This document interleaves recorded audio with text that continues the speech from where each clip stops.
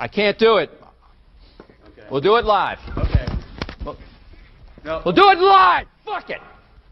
Do it live. I'll write it and we'll do it live. Right. Fucking thing sucks. In 5, 4, 3. Anyone claiming that America's economy is in decline is peddling fiction. I've abandoned free market principles to save the free market system. But we have to pass the bill so that you can find out what is in it. Raising the debt ceilings does not increase our debt. It does not somehow promote profligacy. I know words. I have the best words. Nobody knows the system better than me, which is why I alone can fix it.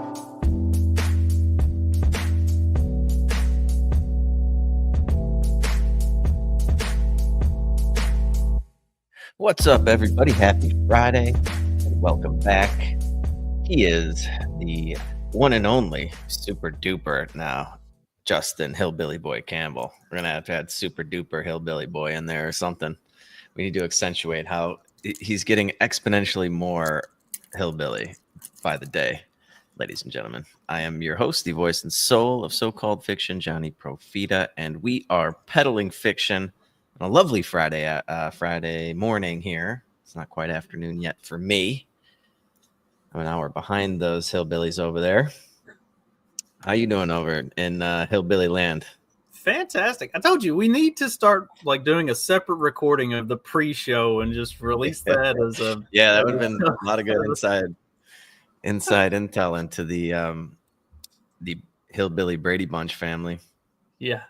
It's been wild. It's all gonna be good, but man, it's been wild. Long story short, we're gonna write a version of the Brady Bunch strictly for rednecks and hillbillies, and it's gonna be based off of Justin's life. I once sat down and wrote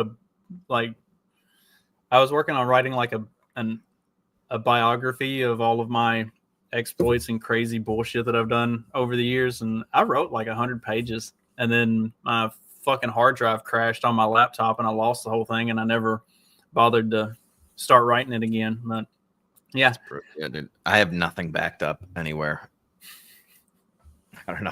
Just like my buddy asked me, is it your phone backed up? I'm like, nope. And yeah, that would drive me crazy if I'd been working on something and it just vanishes. We'll see.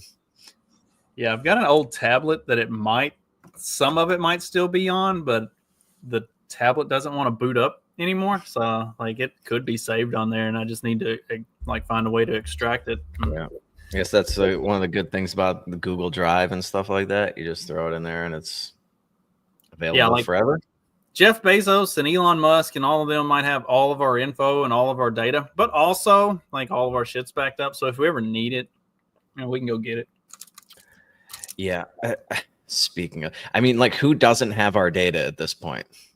Right. Everybody I love it's just fucking hilarious. We do have a lot of Pocahontas to cover today, but when the government complains that unelected bureaucrats have access to your data, it's like, yeah, but you motherfuckers put a gun to my head every April 15th, 10 days ago, by the way. Hopefully you guys confessed to the government all the money that you earned over the past year. Think of how much you reveal on your tax, how much personal information you reveal on your tax returns at the threat of being put in a cage that like even some of your best friends don't even know about you. Like I've had friends, we've known each other for 40 fucking years. And there's things on my tax returns that the government knows that they don't know.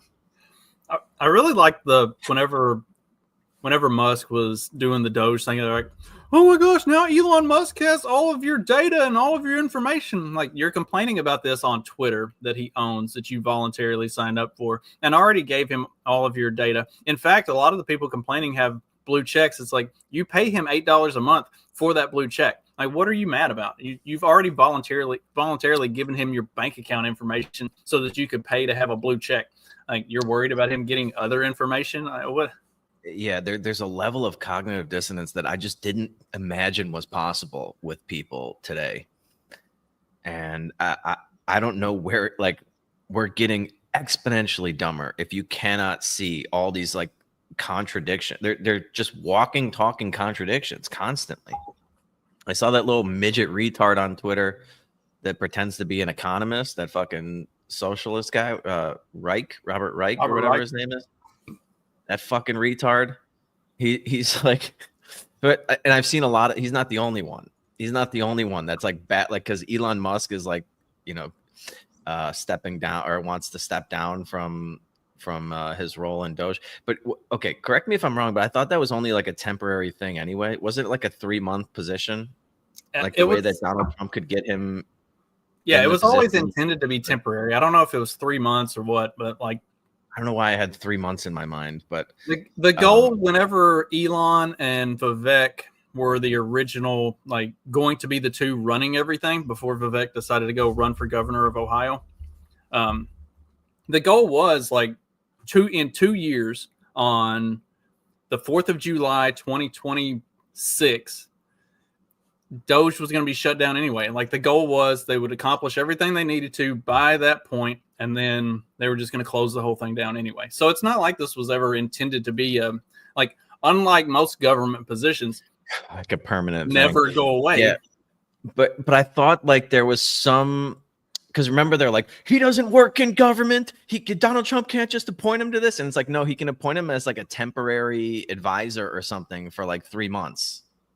There was something like that. But anyway, that's beside the point. So all these people are shitting on Doge now because Elon Musk promised like $1 trillion worth of cuts and he only got 12 billion. They destroyed vital government services and we got nothing to show for it. And it's like, okay, wait a minute. So initially you were freaking out because he wanted to cut trillions of dollars in government spending, waste, fraud, and abuse. But they're like, oh, you can't cut that. You can't cut that. You can't touch anything. I'm all for government efficiency and getting rid of waste, fraud, and abuse and cutting. But not this way. We can't do it that way. We can't do it this way. I love hearing that as well. I'm all for it, but yeah, they've never articulated one thing that they would actually like to get rid of. Just everything that you do is the wrong way of doing it. But so they freak out about that. And then when none of it materializes, they're still claiming that we lost all of these vital government services, but it was only $12.6 billion. Those two things cannot be true at the same time. It's fucking impossible. You did not lose shit if you only cut 12 billion. I really loved the ones who were so excited because Tesla's stock went down and Elon Musk had lost all this money.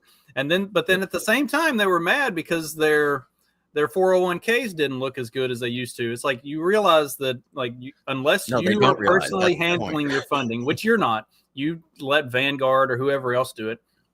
They're heavily invested in Tesla and all this other stuff. So like you're championing the Tesla stock went down, but at the same time, the more Tesla stock goes down, the more that hurts your 401k. Like you're cheering against yourself. And then you're mad that your 401k is smaller than it was. Like, yeah, well, dude, they can't like pick a lane. It's like they want the economy to tank because of the Trump tariffs so that they can blame the the recession on Donald Trump. But then they also but then they also claim that like the economy is the stock market. But that's, all these people the rich get richer through the stock market. Then it crashes. But then they complain that Trump's crashing the stock market and they can't retire now. It's just pick a fucking lane, idiots.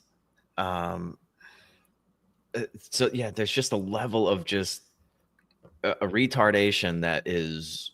It's officially off the charts. I don't know how much dumber we can get.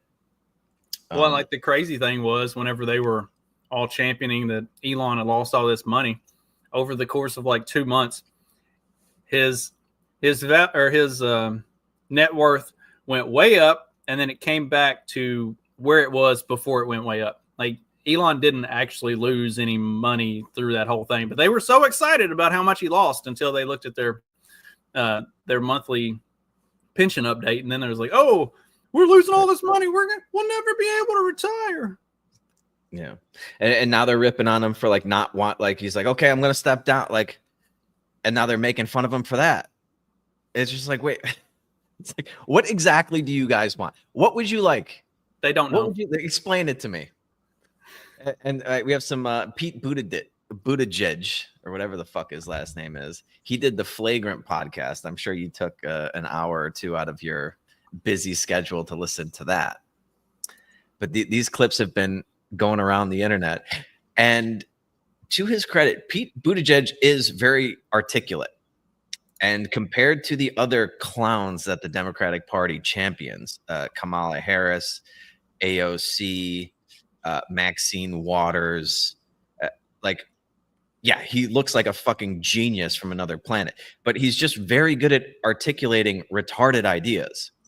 And so all of these clips are circulating Twitter about how, oh, he's got it. This is fire. Look at him just like concisely articulate a great pragmatic plan for America. And it's like when you actually sit back and think about what he's saying, yeah, it all sounds kind of nice because he's articulate, but it's all bullshit. And he doesn't prescribe anything. He has no solutions to anything. He just says, well, they just want to burn the whole thing down. I want, sunshine, rainbows, and unicorns. Like, okay, well, how do you get that? Well, not the way they're doing it. But anyway, go ahead and roll whatever clip this is. Right around the time I came out. Right. Oh, This was after you went back from Afghanistan. Yeah, exactly. When you get deployed, they tell you to write a letter. I still have it in a drawer somewhere. It just says just in case on the outside.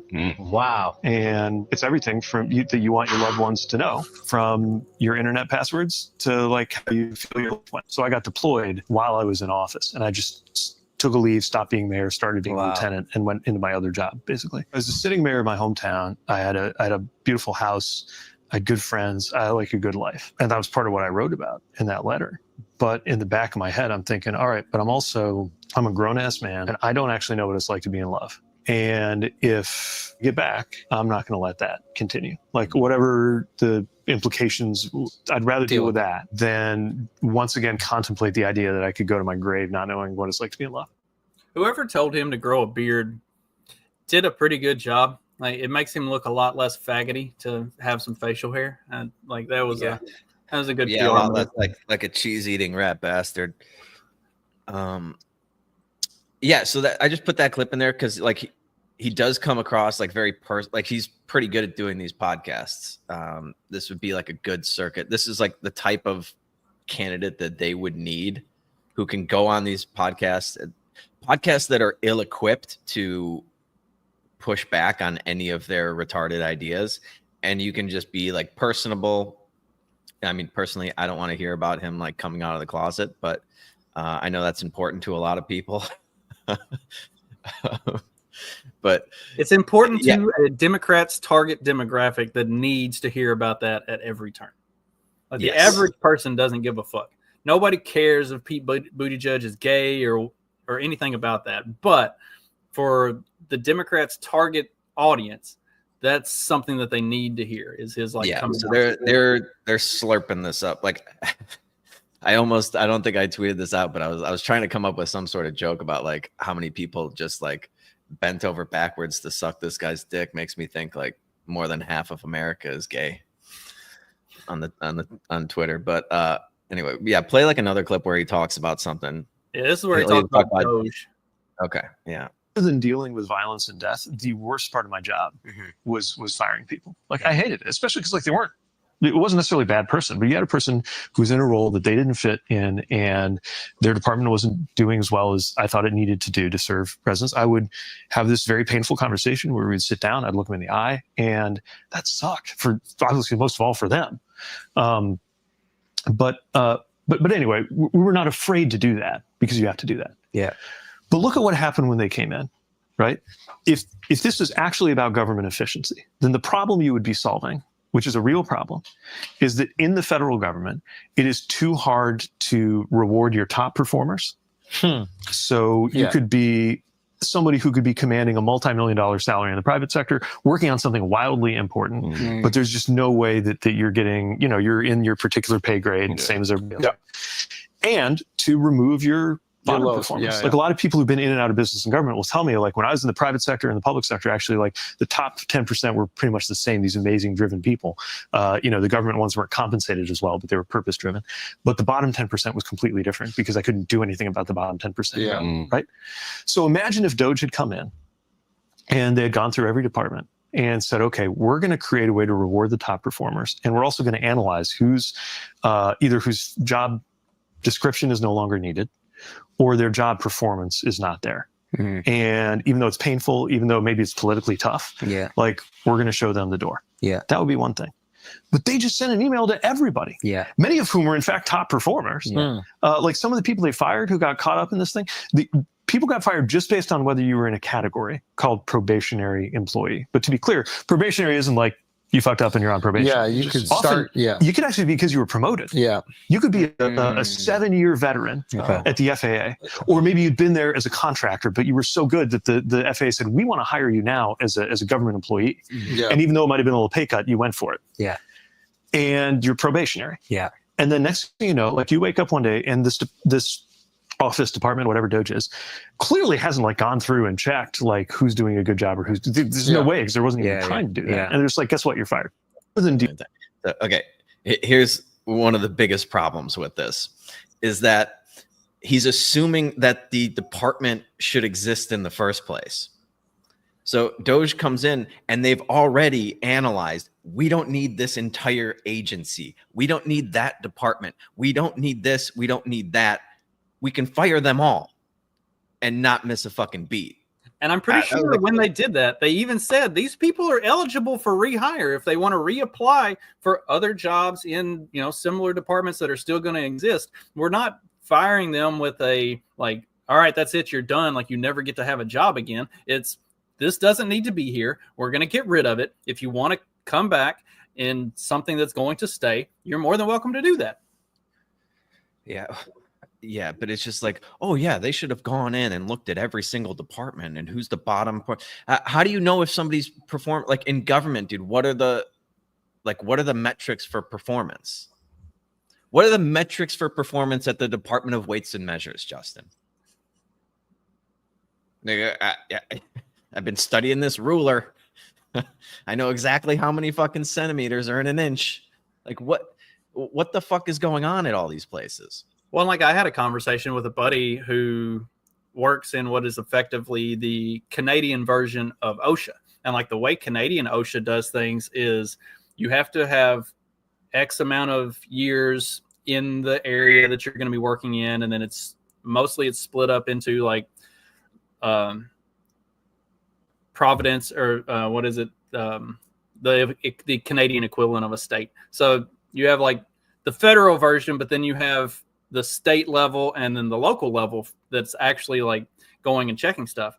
And they want you to have all of these qualifications and meet all of these requirements in order to work for the Canadian version of OSHA so that you can come in and look at what's being done in the field that you're familiar with, that you're considered an expert in, and say, okay, this is unsafe, this is safe, this is how this needs to be done. Are these companies complying with, meeting safety standards for their employees? The American version of that, they don't want people who actually have experience in the field. They want people who have a degree in occupational safety and health. Like if you have a doctorate in occupational safety and health, even though you've never at any point in your fucking life stepped foot on a job site, if you've got the right degrees, you are the top of the list for who's going to. And then the way that they actually go about, they don't try to make things, OSHA in the US doesn't try to do things that actually make things safer or that really care. They pretend to care about the working class employee, but really they're trying to create regulations and rules and stuff to force fines on companies for not abiding by all of these made up rules. It has nothing to do with occupational safety and health. It's about how can we make more rules that make the company have to pay us more fees and fines. Yeah. Well, the other thing is just like with government, there's no profit motive. There's no incentive. Like everything's just by force. You have to abide, like you have to use their services. You have to submit stuff to this department or that department. Like they get to oversee you no matter what. It's not like when you're working for a company, like, yo, I brought in like $10 million last month. This is my exact value that I'm providing. Like I'm kicking ass for your company. When everything's just by force and you have to use it, how do you know whether or not an employee is needed or even valuable? There's no structure in place to deal with that. It's why government is so fucking inefficient. And it's just, I don't know, dude. I wonder how many people Pete Buttigieg fired while he was the Secretary of Transportation. Not enough, considering. I mean, shit. Have you seen the roads? Have you spent any time driving across the United States at any point in the last, decade? Everybody in the Department of Education everybody in the Department of Transportation should be fired. Yeah, right. We don't need the department. We can do transportation without them. We can do agriculture without them. We can do commerce without them. We can do education without. You know how I know this? Because we did it for a very, very, very long time. We did all of this shit without these departments. Well, like none of this stuff existed. And now with the departments, it's not even about maintaining the roads or fixing anything. It's about spending the money that's been allocated. Like they have to spend the money. So there's no accountability for the ones who are coming up with the projects, or even for the contractors who are hired to do the projects. It's how do we spend the money? Because and we've talked about this before, if you don't spend it, then they assume you don't need it, and so you lose it. So if you want your budget to continue to expand, you have to spend more money than what you're being given. That way you can be like, oh, look, we need more money. Even though nothing is ever getting accomplished, if you stop spending the money, then they stop giving you the money. So it's like there's by no definition, that's inefficient. Right, but there is no incentive to actually be efficient in any way. The incentive is the opposite. Like the incentive is to spend more money than you're given and do less with that money than what you possibly could. That way you can always justify the need for more money. It's correct. And that's why, I mean, in case nobody's noticed, all of these departments get more money, get bigger and bigger every single fucking year. The government overall gets bigger and bigger every single year, spends more money every single year. And all of these things that they claim to be dealing with get worse and worse and worse every single year. Nothing has improved. Like there's literally nothing has improved at all, particularly for the average American. Now, if you're one of these politically connected bureaucrats or one of the, these fucking lawyers over in DC, yeah, everything's fucking great, because you're extracting more and more wealth and productivity from the rest of the country, and you get to use it yourself. But they have not done one thing in the history of government to materially improve the lives of the American people. Every time they announce one of these initiatives, everything gets worse. Everything, every single time. There's just nothing you can point to. Lyndon Johnson's war on poverty has fucking flatlined. It's just plateaued since they declared the war on it. It's hilarious, dude. But of course, the second you try to cut anything from these programs, you get the Pete Buttigiegs of the world. They're like, no, you can't do it like that. You can't cut that. These are vital service. They're so vital. They haven't accomplished shit in fucking 50 years. And we can't cut. Okay, so how should we cut it? Give us some examples of how we should have fucking gone about this, other than just like, they should have gone line by line and department by department. And well, here let's hear Mayor Pete's vision for America. Yes, this is a good one. I want you to be able to get up in the morning, and the first thing you do is you commute to work. And by the way, if you're on an EV, pause it right there. Hang on. Or if you're on public transit, I don't want to go to work anymore. Donald, remember when they flipped out when Donald Trump's like, you got to show up to work or you're fired? Okay. But let's continue. get back into the subway situation, but I want you to have good public transit to get to where you're going. And then when you get to that job, I want you to be paid well. And if you're about to have a kid, I want you to know that you're going to have parental leave when you have that kid. And if you don't want to have a kid, I want you to have the right to choose whether to have a kid, which means access to birth control and abortion and those things that give you the freedom to decide on that. And if you already have a kid, when you pick them up at school, I want that school to be good, not having its funding slashed while they set fire to the Department of Education. And then when you get home, I want you to be in a neighborhood that is safe and where you can breathe the air, because we didn't let them get rid of the Clean Air Act. And you don't have to think for one moment about whether the air you breathe or the water you drink is clean and clear, which actually takes a lot, because it means the government has to constrain those actors that would make you unfree by polluting the air and polluting the water. And then when you go to bed, I want you to know that your family's going to be fine, even if it's family like mine, despite there being some Supreme Court justice who wants to obliterate your family because it doesn't match his interpretation of his religion. Like, that's the life I want everybody to be able to live. Yeah, I think we can deliver that. Okay. And government is 100% necessary for all of that, right? Yeah. Yeah, like this, without government, the water would be poison, the air would be unbreathable, and you wouldn't get an education. You'd be like just a retarded kid with no education, no food, no housing, no clothing, without our wise overlords in Washington, D.C. That has always been the fucking pitch from government.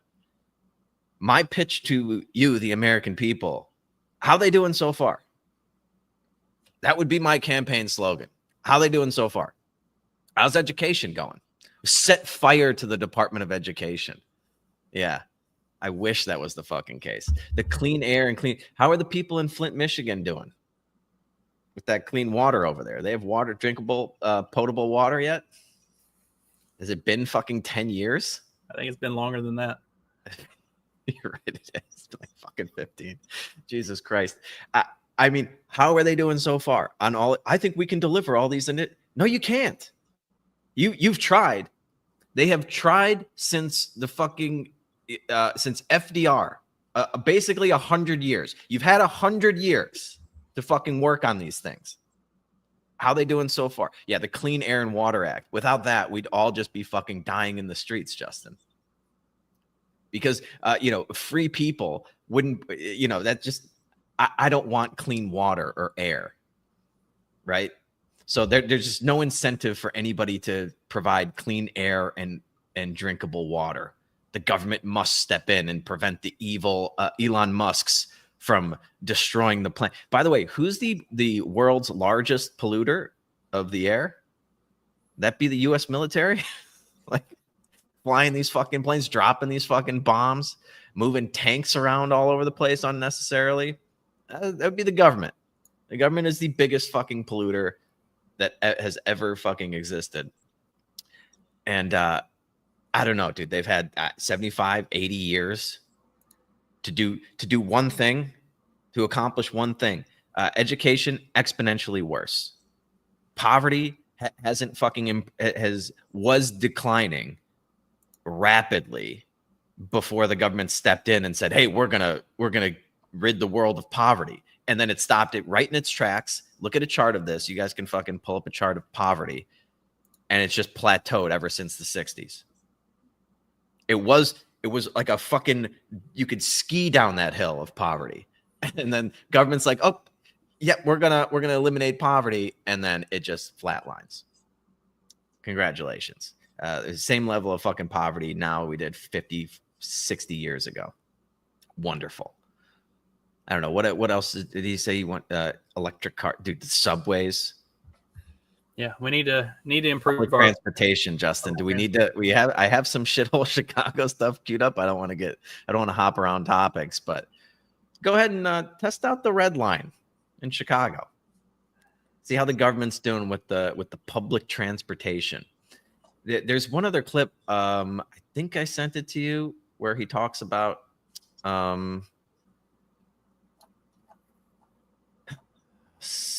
Like the solutions to things, like you can't like we need public works projects, we need public spaces, parks, and we can't privatize these things. That's not a solution. You need government to do these things. Can you play that one? I believe that is this one. goes into or is supposed to go into here in the U.S. is what then turns around and makes it possible for businesses to thrive. Can you give us an example of that? Yeah, my favorite example is probably the smartphone. So have you ever noticed, like in like talks or like whenever somebody mentions a smartphone, they like start to pull it out of their pocket or touch it. But so the federal government could not have invented the iPhone, right? Like any of us would want a phone that was like invented by the federal government. That thing would suck. That is like all of the design, the manufacturing. But why? Wait. Hold on. Pause it. Can do very well. Why? He's going to go on to say that, okay, yeah, nobody wants an iPhone from the government, but we need the government to invent the internet and everything like that. But why can't they do, if they can come up with the internet, why can't they come up with a good iPhone?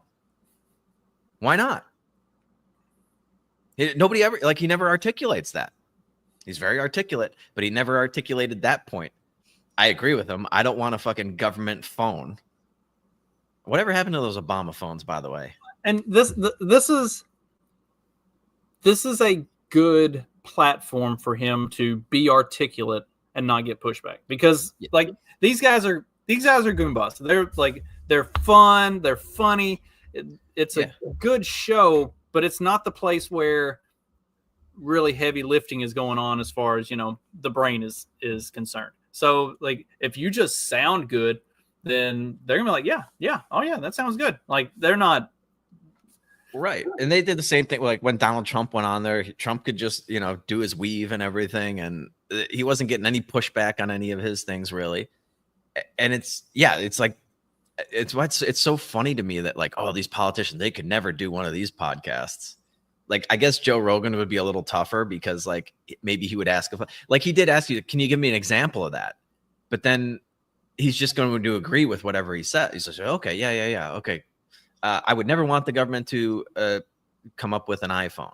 Well, see that like Buttigieg would have been a good one, a good candidate to go on Rogan for that reason, because Rogan's going to ask some questions. He's going to push back a little. He's not really pushing back so much as he's trying to keep the conversation going and make it engaging. And I think that's why like there were articles written about what all went on with the trying to get Kamala Harris scheduled to go on Rogan. They never wanted Kamala Harris to go on Rogan because every single time that Kamala Harris received any level of pushback or questioning whatsoever on anything she said, she completely melted down. She couldn't respond to questioning. Like she had her playbook that the DNC had given her, and she had memorized it, and she could go word for word everything that she was supposed to say. But as soon as the conversation strayed off course from exactly the way that it was scripted, you would see her have a full-on meltdown. And that's what, like, I think that's why they didn't actually want her on Rogan, because Rogan would have asked questions. Even if Rogan wasn't asking questions because he's intelligent, he's trying to get answers, as much as like a lot of times I think Rogan just asks questions because he legitimately is to some extent a dumbass and he doesn't know what you're saying. So he's just like, well, what do you mean by that? And like he pushes back almost unintentionally just because he legitimately doesn't understand, and he wants to understand, so he'll ask questions. And I think they understood if Kamala Harris is put in that situation where he asks a very direct question and she can't answer it, now she looks like even more of a dumbass. Yeah, well, and the thing is, like, Rogan actually agrees with a lot of the things that Pete Buttigieg would talk about. We need government services to provide that. Like, the private sector is good in some areas, but not for this one. And the government's good for some sectors, but apparently they can't make iPhone. Like, explain why that is the case. Like, how come? How come that reality exists? And does it actually exist? You need to have like a third person there, not to like debate it, but to just poke all the holes in each other's theories. But anyway, yeah. So he doesn't want the government to create iPhones because that would be an unmitigated disaster, apparently. But go on, explain what the government should be working on. And Apple did it very well, and their competitors. But what makes the iPhone work? Well, among other things, the internet. The internet was literally invented by a federal research project. And it would never have been possible to invent the internet with a private company because you wouldn't have got the kind of capital return, even though it's $1 trillion idea or a multi-trillion dollar idea. Companies can do multi-billion dollar ideas, but $1 trillion idea, like inventing the internet, that requires basic research. And that's the kind of thing the government's too much supposed to money do, for a company to want to make. As far as basic research, what is that? Yeah, by basic research, I mean things that are so fundamental that you actually don't know for 50 or 100 years if they're going to have a return. They might never work out. Oh, okay. You can't look at it as this thing is going to be profitable. It has to be so it's different benevolent from, endeavor for society. Yeah, it's different from research on like a pharmaceutical company researches a new medication, expecting that they're going to there's going to be a return in the next 10, 20 years. Right, at least kind of within the kind of profit horizon. But public parks is another version of this and stuff like that. You can't privatize the public park. Right, this is the whole idea of public goods. Right? This is why we have governments, why we collect taxes. God, we're turning into such lids already, dude.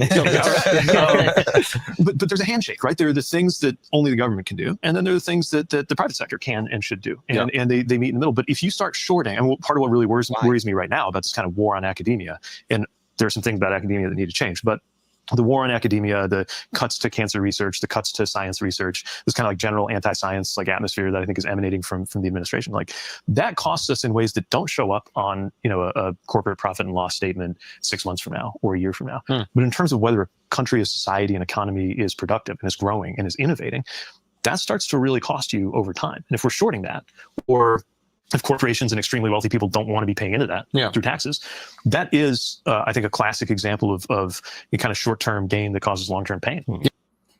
And the crazy thing about like all of that is, in more cases than not, like he talks about, there would be no innovation. What's been innovated? Like what innovations have been made in the last 30 years? What's really changed? What's really grown? Like we've added new ways to do things that we already did, but nothing's really growing. Nothing's really, and a lot of that is because a lot of that government oversight, to make sure that they're doing things fair and equitably and all of that bullshit, it actually hampers and prevents the companies that would be exploring real innovation, real ways to take cancer research and stuff like that to the next level. They hamper that by all of the excessive regulation and everything that they put on it that prevents the real innovators and creators from being able to do anything positive. Well, they also extract what's 35% of their profits as well. All right. It's like, they need to get on board with paying taxes so that we can do more of this stuff. It's like, or if they weren't having to pay all of those excessive taxes, they could put that money back towards making that stuff actually work.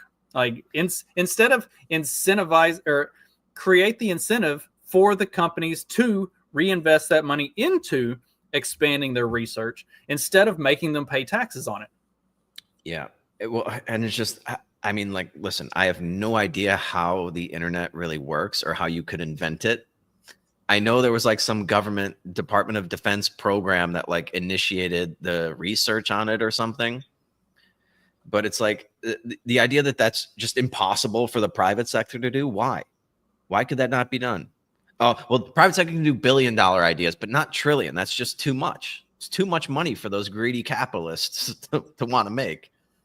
And it's just like, well, you don't, there's no, like, it just takes too long. There's no guaranteed profit. Dude, that's every fucking business that has ever been started. There was no guarantee that you're going to be profitable. It's a fucking, you're buying a pig in a poke. You're hoping. You have an idea. You think it's profitable. And then if you're being a good steward of the resources, it ends up being a profitable idea. But just because something takes decades of research or something doesn't mean somebody won't undertake it. Like there's plenty of people that will fund research, all these millionaires and billionaires. If there's something, a cause that they're, interested in. I mean, how like, just again, dude, Elon Musk, like you think he wouldn't spend billions of dollars trying to get to Mars? You think does he need the government contracts, or would he just do that because he has the money and he wants to go to Mars? Right. And just, we can't privatize parks. Yes, we can. And we should. Have you seen the way public parks are run? Exactly. I remember in one of John Stossel's books, it's actually a really good one for like I think taking like blue pilled people and like gradually transitioning them towards libertarianism, because he just like, I don't know, it's all this like just everyday kind of stuff, like privatizing parks. And he's like, actually, New York did privatize Gramercy Park or whatever the hell it's called. And it was a fucking shithole before, with fucking drug addicts and drunk fucking homeless people laying all, and it was in disarray. They privatize it. And it's like, yeah, now like, there's vendors in there like selling you things. There's advertisements to help fund it. And I don't know, maybe you have to pay like a fee to get in, or maybe it's just for the like the local residents or something. It keeps the fucking, now it's a usable park. You don't have to worry about some fucking, your kids stepping on some fucking needle, or like getting raped by some fucking crazy homeless guy. So yeah, I mean, just like think about it like this, dude. I don't understand why people have this reverence for all these public like a public bathroom versus a private bathroom. Which one you going for, Justin? Yeah. Which bathroom would you like to use? The government public one or the private bathroom? And that right there, I mean, that's a that's just expand that out. The private sector makes everything better, cheaper, more efficient. The government does the exact opposite. But we couldn't possibly privatize the parks. Couldn't privatize the road. We can't privatize any of this stuff. It's just taken as a given. Well, no, we can't privatize anything. We really need is for the millionaires and the billionaires to pay their fair share, so that we have more money for the government to take care of all this stuff, right? That's Elizabeth Warren's solution. Trump says the tax on millionaires would be very disruptive and wealthy people would leave the United States. Elizabeth Warren says this fails the common sense test. Tax the rich, invest in families, lower costs for working people, and reject this Republican trickle-down economic nonsense. Yeah. How has that worked out? Well, dude, it's okay. First of all, Donald Trump's absolutely right. And it's like I saw some like idiot try to, some lefty try to do a meme, and it's like you can't tax the rich, like they'll just take their money and leave, and it's like, and it would be a disaster for the economy. And then the guy's response is like, did the rich people tell you that? And it's like, yeah, some of them did. It's like, yeah, if you tax me, I'm gonna leave. But like, dude, this idea that like trickle down economics, which they fucking made up, they coined that phrase and they made it up, like referring to Ronald Reagan's economic plan, because a rising tide lifts all boats. Rich people have a successful company, they start hiring more people, paying people salaries, and so those people are getting jobs, you're creating jobs, and then other people are getting better, cheaper goods and services and things like that. Kind of checks out. It's the invisible hand, Adam Smith. But this idea that somehow that's bad, trickle down economics, it doesn't work. I don't know how they explain how we got to this point. Bernie Sanders, we're the wealthiest country in the world. Well, how did we get here? It wasn't from taxing the millionaires and billionaires. How did we do it?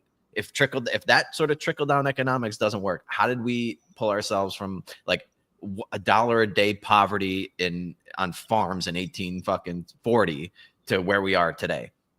But that's trickle down. But Elizabeth Warren forcing you to give half of the money that you have to the government. So the government takes all this money, they pay themselves, they pay their fucking lobbyists, they go on all these fucking vacations and shit, and they're flying in private jets, and they're living a life of luxury. And then they fund all of these other bureaucracies. They hire a bunch of people to work at all these worthless departments that Doge wants to cut. And then they start these programs with the crumbs that are left over after the fat cats in DC have stuffed their gullets.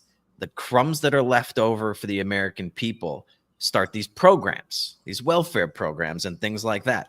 How is that not a fucking trickle down?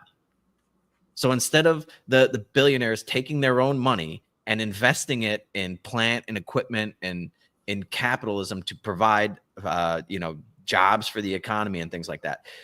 That's bad trickle down. But the government taking all the money and it's starting up in DC, and then it trickles down to the rest of the country. Like literally, that's their plan. And all the money has to come here, and then we'll dole it out piece by piece, and that will find its way to the poor and the middle class. But that's not trickle down. Somebody explain to me how that's not trickle down, and how that's a better trickle down than the other way.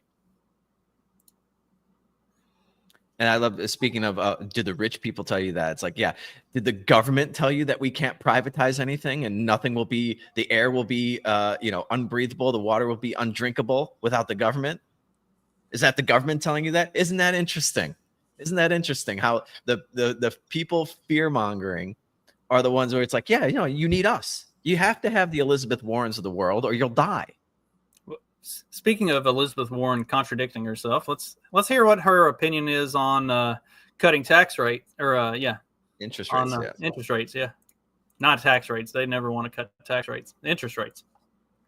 You waited too long, and the best way you can show that you waited too long and that you get it and that you are becoming more responsive to where we are on interest rates is actually go ahead and do a nice big rate cut.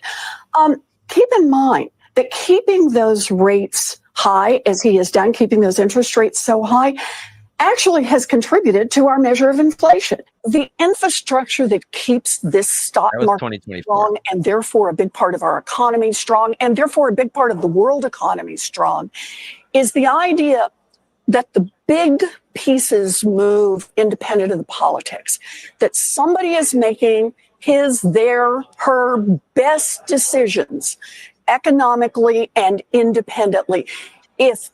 We understand that if the New York Stock Exchange, if interest rates in the United States are subject to a president who just wants to wave his magic wand, this doesn't distinguish us then from any other two-bit dictatorship around the world. So this is, for those of you that haven't been really paying attention, Donald Trump has been berating the chairman of the Federal Reserve, Powell, to cut interest rates because he wants lower interest rates. Every fucking president wants lower interest rates because they want to dole out the cheap money. They want to keep the party going. And a year ago, when the Democrats were in power, Elizabeth Warren wanted a big fat rate cut. And now that Donald Trump wants a big fat rate cut, yep, he's a dictator. Yeah. He's influencing the independent Fed, which we all know is absolute. The idea that the Federal Reserve is independent is just, it's fucking laughable. I don't have to go into all that, but one of the departments that should be, I'm going to call it a department that should be eliminated, and the Fed.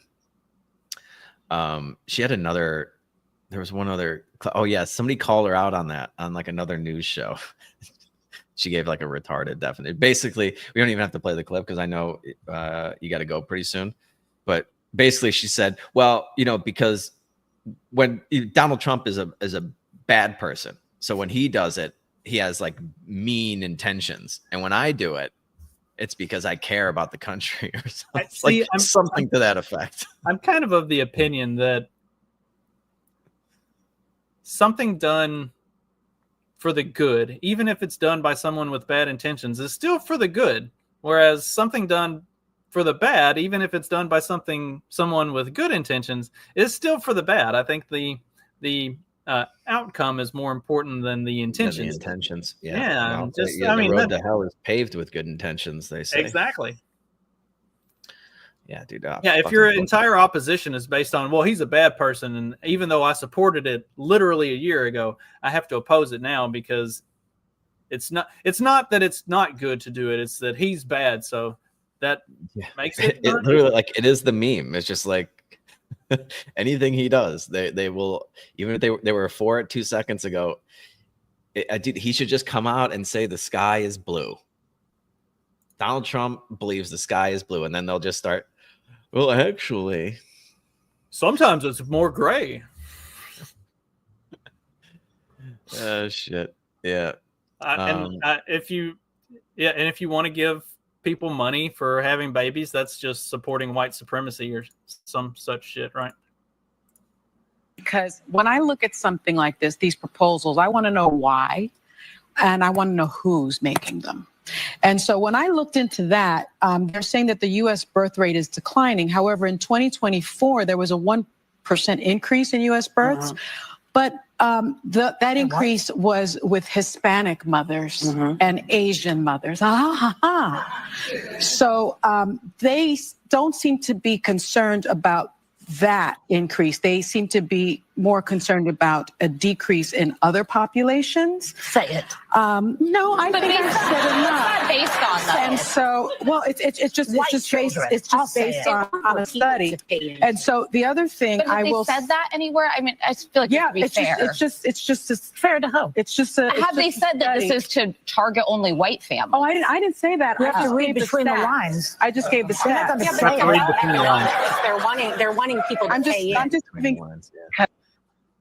Dude, So wait, is the $5,000 baby bonus, does that not apply to black and brown and No, Asian unfortunately, it families? would apply to everybody.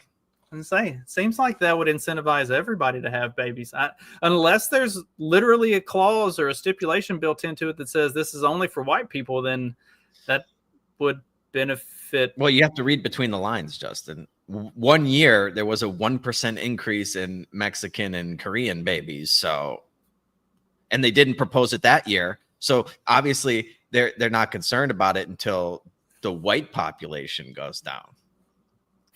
By the way, would it be so bad if we had more white? Like, I don't know. Like, why is it? I'm reading between the lines. They don't like white people. No They don't offense want to more Sonny white babies. Austin, but the way If a lot they of these did. government programs are set up, it incentivizes black and brown people to. It has for the last 30 years incentivized black and brown people not only to have more kids, but to have more kids, to not have jobs, and to leech or to latch onto the government teat and just suck that fucking thing dry. Why? They got you. They So literally why is have it- you dependent. Why is it a negative to incentivize people who actually are net payers, net contributors to the economy and society to have more kids? I had this. I mean, it's literally designed like from the day you were born, you are now on the government dole, and that's how they love to create this dependence. And they do this in all facets of life. They create the dependence, and then the second like something like Doge comes in and threatens to take it away. The sky's falling. The sky's falling. You're gonna die. The children will die. And dude, imagine if Donald Trump did say this only applies to black and brown babies. They'd be all for it. I don't know. I think if he said that, they would find some way to twist it into, oh well, this is obviously He doesn't think Donald they Trump can is afford evil. babies. Obviously, Donald Trump is evil, and he doesn't think that black and brown people are employable or are capable of taking care. I mean, it's like the you have to have a valid ID to vote. It's like, well, how are black people supposed to get an ID? It's like the same way everybody else gets an ID. Or who was it that said? Who was it that said? Was it Hochul, the New York governor, that said that black kids can't use computers? They don't know what computers are. Yeah. What? Yeah. No, dude. Yeah, I love how she's like, I did the research. I'm just giving you the number. You gave us one statistic from 1 year, and that's the research. And this is the conclusion that you draw from it. Should I even, dude? I've been asking Grok all kinds of questions now. I do that with the Snapchat AI. Like I'll ask the Snapchat AI a question, and then it'll give an answer, and then I'll just keep asking it more questions about the answer that it gave, and until I finally get it to tell me that it's not allowed to talk about that. But it's interesting to watch how these AI programs kind of operate. It's they use some incredible leftist logic for the way they come to their conclusions, or the conclusions that they're not allowed to come to are really fun. Yeah. But anyway, I don't know. I thought that was just another funny, retarded viewpoint. It's a terrible idea. I don't want anybody that If $5,000 is going to be the difference between you having a kid and not having a kid, I don't want you having a kid. And like I said, I don't want the immediate dependence on the government. Okay. Real quick. Yes. So my question was, has the birth rate in the U.S. gone down in the Hispanic population over the last 15 years? Yes. Fertility rate for Hispanic women dropped by approximately 31% from 2006 to 2017, compared to a 5% decline. But Johnny, it was up. White women. It was up 1%. It was up 1% that one year that Sonny Hostin. This trend has continued, with the rate falling from 14.6 births per 1,000 Hispanics to 14 in 2020. Though it slightly increased to 14.1 in 2021. That's probably the year that she's talking about. Oh, Jesus Christ, dude. I mean, this is anyway, quick. I did some other Grok research on that. The new mayor of San Francisco. I sent you that clip. This is an old clip of her talking about the why she wants to raise the federal, the minimum wage to $50 an hour. You're calling for a $50 an hour federal minimum wage. That's 7 times the current national minimum wage of $7.25 an hour. Can you explain how that would be economically sustainable for small businesses? You have 60 seconds. First, let me say I owned and ran a small business for 11 years. I created hundreds of jobs, benefits, retirement benefits, also healthcare benefits. I know what worker productivity have to make sure that your employees are taken care of and have a living wage. In the Bay Area, I believe it was the United Way, came out with a report that very recently, $127,000 for a family of 4 is just barely enough to get by. Another survey very recently, $104,000 for a family of 1, barely enough to get by. Low income. Affordability crisis. And so just do the math. Just do the math. Of course, we have national minimum wages that we need to raise to a living wage. You're talking about $20, $25, fine. But I have got to be focused on what California needs and what the affordability factor is when we calculate this wage. So listen, we don't have time to hash out the whole minimum wage thing. I just wish I could be up on the stage and be like, nope, I want $100 an hour, and just kind of watch everything just go to shit. But like, dude, San Francisco is expensive. California's expensive. Like, if you can't afford to live there, you got to live somewhere else. I can't afford to live in the Hamptons, Justin. Raise my minimum wage to $15 million a year so I can live in the Hamptons. But anyway, so apparently she's the new mayor or something. But what struck me was she started out about this before. She says that she ran small businesses and stuff. Yeah, that's what I looked up. I asked Grok what kind of business she ran. What kind of business? Grok told me. So the new Oakland mayor, Barbara Lee, ran W.C. Parish Company, Inc., a small business that she founded in 1986. The company focused on federal contracts providing services like guard services and facility support to government, 400 or 500 employees, people with benefits, healthcare, blah, blah, blah, blah. So I asked a follow-up question. And I was like, can you elaborate on, oh shit, I can't read that in the screenshot. But I was like, what exactly did the company do? And it said it exclusively provides, it secures and fulfills security services for government, like government contracts, government, like buildings and shit like that. Guard services, facility support, administrative and tech support. Operate across multiple states, agencies, Department of Defense, blah, blah, blah, blah. So I was like, and she founded this? And he was like, yep. Barbara Lee served as president and CEO for 11 years, 86 to 97. I was like, what was her role? What did she actually do? Blah, blah, blah, blah. After leveraging her prior experience as a staffer for Congressman Ron Dellums to identify opportunities in federal contracting. So she worked for a fucking congressman leveraged that to start this business that exclusively gets government contracts to provide guard services and administrative services too. So in other words, I was like, do they have any private contracts? No, zero. So this is a government, like this business would not exist without the government. And if you dig further into her background, she actually started working in government before she even got out of college. So she went to college and got a degree in, I think she got a master's in,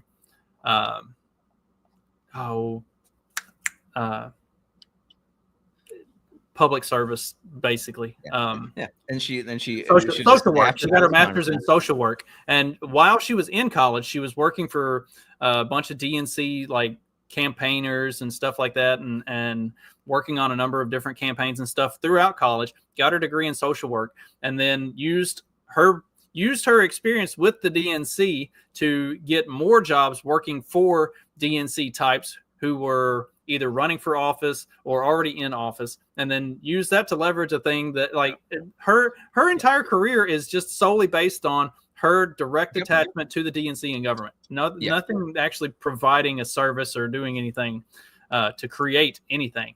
Yeah. Leveraging her experience as a staffer for Congressman Ron Dellums to secure federal contracts. The company co-founded with her mother, Mildred, focused on providing services exclusively to government agencies such as the Department of Defense, the EPA, and General Admin Services. It secured 287 contracts worth over $63 million. That's not a fucking private business, dude. It's just, so you know, every time you get these pussy politicians like, well, I started a small bit. Did you, though? Did you provide, you had competition in the private sector? We provided healthcare. Yeah, you got bullshit no bid contracts from the DOD. Congratulations. I'm sure that was a really hard business to make profitable. All right. Anyway, people like that drive me fucking crazy. It's just like, yeah, just let me tell me what small business she ran. I don't know. That's probably about it for today, right? You got to get out of here. Yep, I got to run. Got lots of craziness going on today. Next week will be better, but this week went wild real quick. Yeah, and as you saw pre live show, I have an unexpected visitor, so I don't think we'll be doing a Friday night happy hour tonight. We're gonna have to do one maybe next week or something. I can do next week. Yeah, we should do it. Maybe we'll do it. Can we do a game night? Yes, I think next week. Next week, a game night. I think that would be good for everybody. I could definitely plan use on that. And for the rest of you guys, enjoy your weekend. Thanks for listening. Am I forgetting anything? That I can think of. I put out a new Substack. Not that anybody wants to read that, but it was for anybody that's wondering what has all been going on in my crazy life. I put out a Substack kind of talking about some of that earlier in the week. So fact check, or I can't remember. Ooh, they might want to read that one. Yeah, maybe. All right. Well, that's going to do it for this week. Hope you all have a nice weekend. Good luck with the Hillbilly Brady Bunch. Hillbilly Brady Bunch. Yeah, dude, I'm telling you, it's going to be a great show. It's going to be a great fucking show.